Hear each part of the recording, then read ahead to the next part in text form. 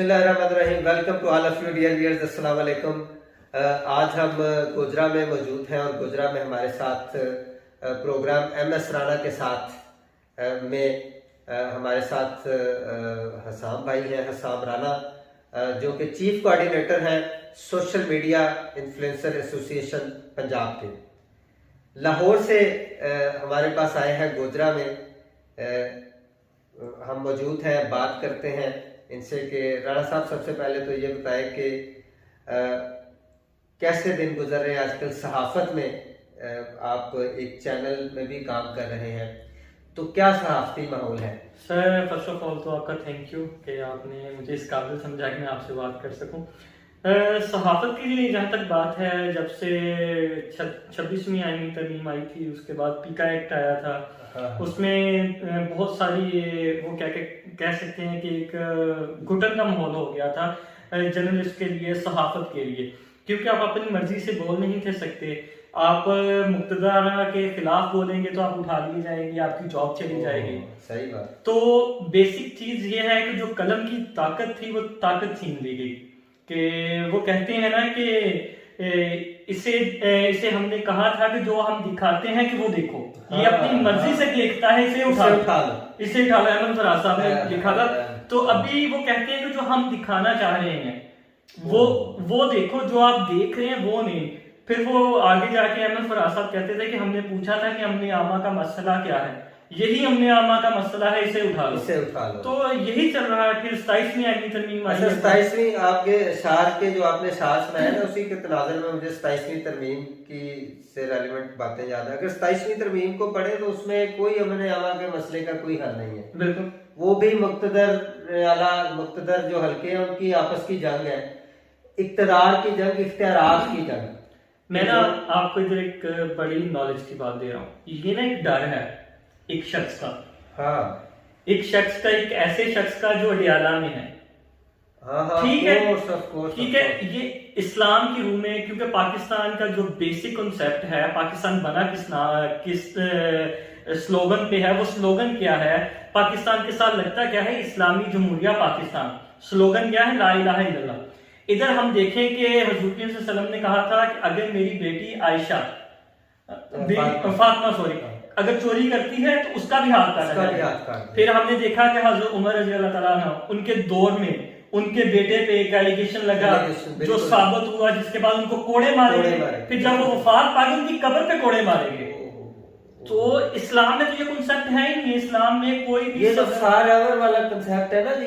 ये यही है ना कि वैसे तो वो कहते हैं ना सदा बादशाही अल्लाह की, लेकिन ये सदा बादशाही के चक्कर में है जी ताहयात हमें वो प्रिविलेजेस दी जाए। कैसा मजाक है? उसकी रीजन ये है कि पाकिस्तान में जो ये चक्कर घूमता है ना कि 3 साल या 4 साल का, ये घूम के आना होता है। इनको ये पता है कि ये चक्कर इस तरह चल रहा है, ये कभी ना कभी ऊपर आएगा। जब ऊपर आएगा तो हो सकता है उसने आगे करना है या नहीं करना, वो बात की बात है, लेकिन ये अंदर से डरे हुए। बिल्कुल खौफ ने हाँ, यहाँ तक अभी वो आप शार पढ़ रहे थे ना, तो मुझे पंजाबी में शेर याद आया कि सोचा दी मैयत नूं चाह के हुण मैं केड़े घर जावांगा, जे बोला ते मार देंगे, ना बोला ते मर जावांगा। क्या? तो एक जर्नलिस्ट की आवाज को या एक कलमकार की आवाज को आप किस तरह से दबा सकते हैं और कितनी देर दबा सकते हैं?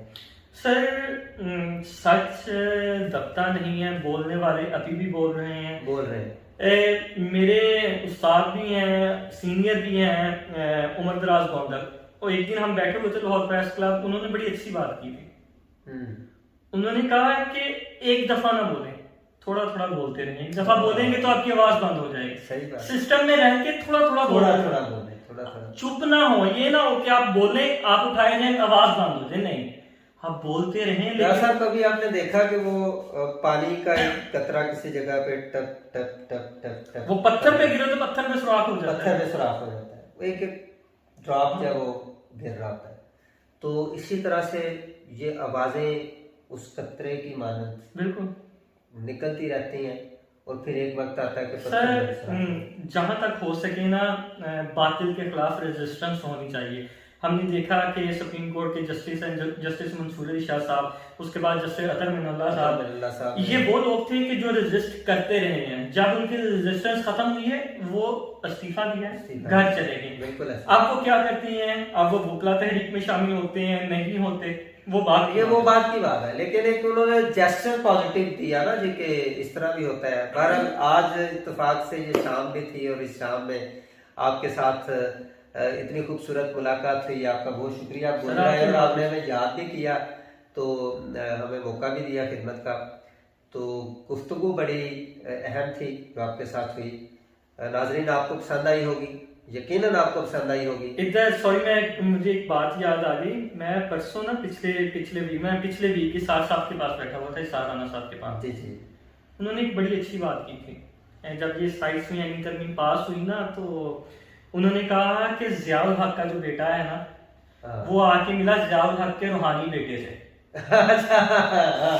फिर बात कर रहे हैं कि वो नवाज शरीफ से मिला। फिर जिसने भुट्टो को फांसी दी थी जियाउल हक, उसकी नवासी आके मिली है जियाउल हक के रूहानी बेटे से, और उसने मुंह पे थपकी दिया आसफा के। फिर भुट्टो का नवासा उसी जियाउल हक के रूहानी बेटे से आके मिला है बिलावल, यानी कि नवाज शरीफ से उसने सलाम दिया है। फिर शहबाज शरीफ ने उठ के तकरीर की, यानी कि उसने बताया कि मैं और बिलावल तो एक में से हैं। मतलब रूहानियत का भी आलम है, इससे रूहानियत हासिल करनी चाहिए। बड़े बुजुर्ग हैं ये, और बहुत शुक्रिया जी, थैंक यू राज साहब, आप तशरीफ लाए। नाजरीन कमेंट बॉक्स में कमेंट जरूर कीजिए, अपनी राय से हमें आगाह कीजिए कि आज आपको गुफ्तगू कैसी लगी, राणा साहब का यहाँ पे आना कैसा लगा, और लविंग जेस्चर्स के साथ हमें रिस्पॉन्ड कीजिए। Thank you very much for watching this video. Have a nice day.